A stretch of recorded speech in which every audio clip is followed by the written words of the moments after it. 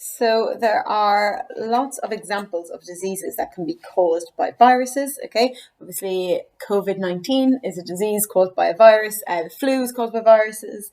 The chickenpox is caused by a virus. But the one that you need to know is HIV. And HIV affects humans, and what the HIV virus will actually do, well, it will destroy white blood cells. So it specifically targets the white blood cell. And if you remember back to the previous lesson, we looked at the different type of blood cells and we looked at what they do. And you will remember, hopefully, that white blood cells fight infection. So if this virus, the HIV virus, destroys your white blood cells, what it's doing is it's destroying the cells that can fight against future infections, which is likely to make you very susceptible to being infected by other viruses and bacteria and very likely to get sick. We will come back and look at HIV in more detail in a later lesson. I think we'll do a lesson on HIV itself because it's a very interesting one. But for now, just know that HIV is a virus. It affects humans, and what the virus will do is it will destroy white blood cells. We're going to move on. So that's bacteria and viruses. We're now going to have a look at protists and also at fungi. Now, we're not going to go into these in as much detail because we just don't need to know that much about them. So I'm going to write down protists, which is another example of a pathogen, okay? I'm not going to draw the structure of a protist. All I'm going to write for structure is that they are eukaryotic organisms. So I had the word prokaryotic when I spoke about bacteria. Prokaryotic means that they do not have a nucleus. Eukaryotic means that they do have a nucleus. So protists, if we were to draw the structure, we would draw it with nucleus, but you really don't need to know their structure. Like what we've seen with bacteria, okay, there are lots of different types of protists. They don't all cause disease, but some of them do. The protists that do cause disease, if we look at their mode of action, okay, what they'll do is they will also take over cells, much like viruses do. And when they take over cells, they lead to the cell being destroyed. So if we remember, bacteria were just producing toxins that affected the cells, but viruses were getting right into the cells and taking over, and protists do something similar. They're going to get right into the cell, they're going to take over the cell, and they're going to destroy your cells from within, okay? And a disease, the only disease that you need to know caused by a protist is malaria. So malaria might be a disease that you will have heard of, okay? Especially if you go on holidays to certain countries, you might have to take malaria tablets, okay? Malaria is caused by a protist, and we're going to look at this in more detail when we look at transmission, but that protist is found in mosquitoes, and if you get bitten by a mosquito, the protist within the mosquito can be transferred into you. So when we're talking about malaria, you might associate that with mosquitoes, but mosquitoes, they are not what causes malaria, okay? They carry the protist, but it's the protist that causes malaria.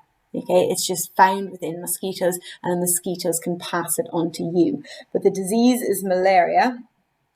It's another disease that affects humans, okay? And what malaria will do is if you get infected by this protist, it will specifically destroy red blood cells and also liver cells. They're the two cells that are targeted by this protist.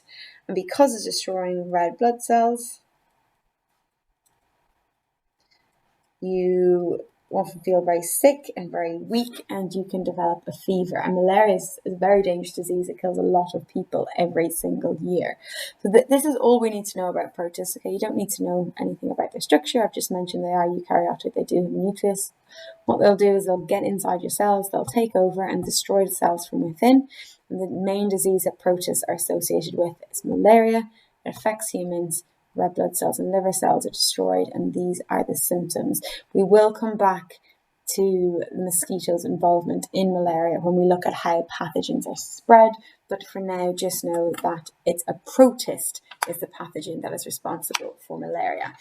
Okay, so the last protist that we need to have a look at is fungi.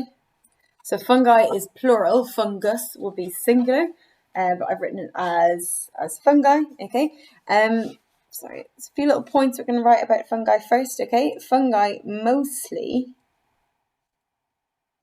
feed on dead and decaying matter. Because they're feeding on something that's dead or decaying, okay, they don't cause disease. Okay, so most fungi will just feed on things that are already dead and therefore they don't cause disease. But some fungi do feed on living animals and plants. And it's the fungi that feed on the living animals and plants that we call pathogenic. Remember, that word pathogenic just means that they cause disease. This is the ones that feed on the living animals and plants that are pathogenic. Okay, and in terms of their structure, again, we're not going to be drawing any diagrams, so you really don't need to know it. We are also going to write down that they are eukaryotic. Okay, fungi are eukaryotic. They do contain a nucleus. And if we look at their mode of action, or what it is that they do to make you sick, those of them that make you sick, okay, they get inside cells. So just like viruses, just like protists, fungi will get inside your cells. And what they'll do is they will feed on your cells. So they'll digest your cells from within.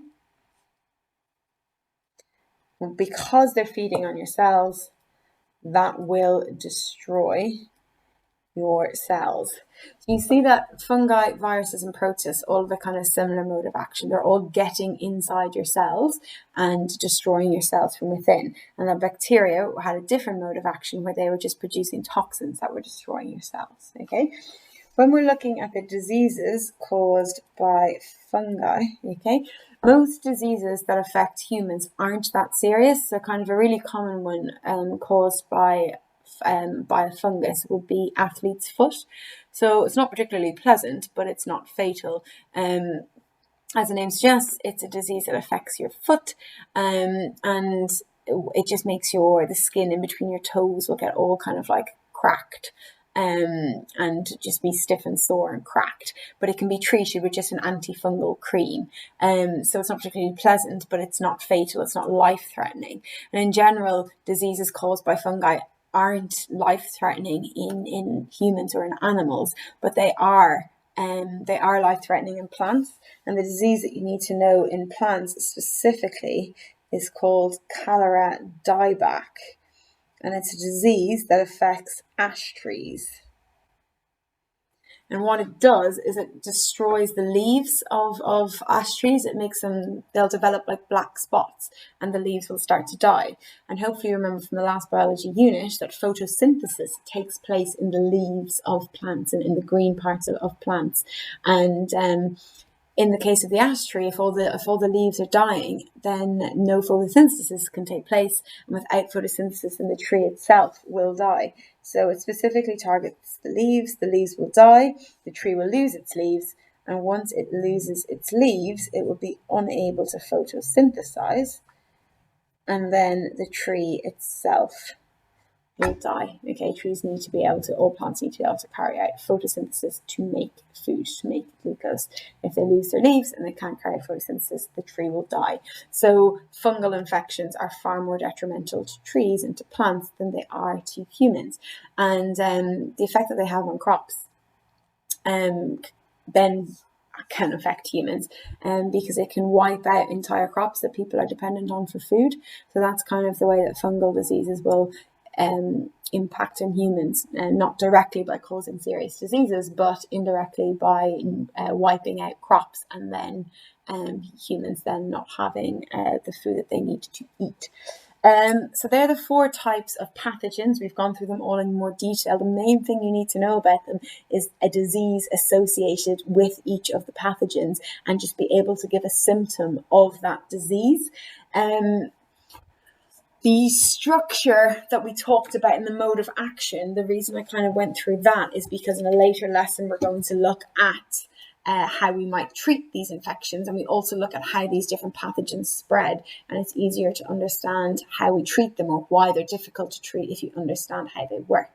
So we will be coming back to all of these pathogens when we look at how they spread and how they are treated, but for now I want you to just know the basic differences between them, and I want you to know a disease that they cause and the symptoms of those disease. So I'm going to give you some questions to do now. There's just 10 short questions, and I want you to write the answers into your book. And once you've finished writing the questions, writing the answers to the questions, I want you to then go through the answers. So I'm going to cover it with. Okay, so these are just 10 short questions. So pause the video here, answer these 10 questions in your book. When you're ready to go through the answers, press play and you will see the answers. Okay, so here I've written the answers. The first few should hopefully be okay. When you're talking about tuberculosis, don't just mention that you're coughing, mention that you do cough up specks of blood. That's the real symptom that's associated with tuberculosis. 6 and 7, I asked you to describe a disease. So one caused by fungus will be Cholera Dieback. Tell me that it affects ash trees specifically, causes the leaves to die, the tree can't photosynthesize, and the tree will die itself. Malaria is affecting humans, destroys red blood cells and liver cells, and then the following symptoms. So we will come back and look at malaria in a little bit more detail, and at Cholera Dieback in more detail when we do transmission, but for now that's all I required in the answer. Number 8, how do bacteria work? The ones that are pathogenic will produce toxins, and those toxins will destroy cells. Bacteria have a cell wall and flagellum that human cells do not. And we're going to look at this, number 10, in more detail when we look at how you would treat treat different pathogens. But one way that they do this is by using antibiotics, and there's lots of different types of antibiotics because there's lots of different types of bacteria, but one class of antibiotics will specifically target the bacteria cell wall, and they target the cell wall of the bacteria cell because human cells don't have a cell wall, and that means human cells aren't going to be destroyed by the antibiotic. Okay, so anytime you ever take medication, there'll always be like a warning of possible side effects that you might have when you're taking that medication, and side effects are caused by the drug acting on your own cells. That's why you feel side effects. If you've got an antibiotic that's only targeting the bacteria cell and it's not targeting your cell at all, then you're not going to have those same side effects. So by choosing the bacteria cell wall, which is a part of the cell that animal cells or human cells don't have, then you are going to minimize those unwanted side effects. So that's the end of this lesson. We do come back to these pathogens again when we look at transmission and treatment, but that's all we need to know in today's lesson.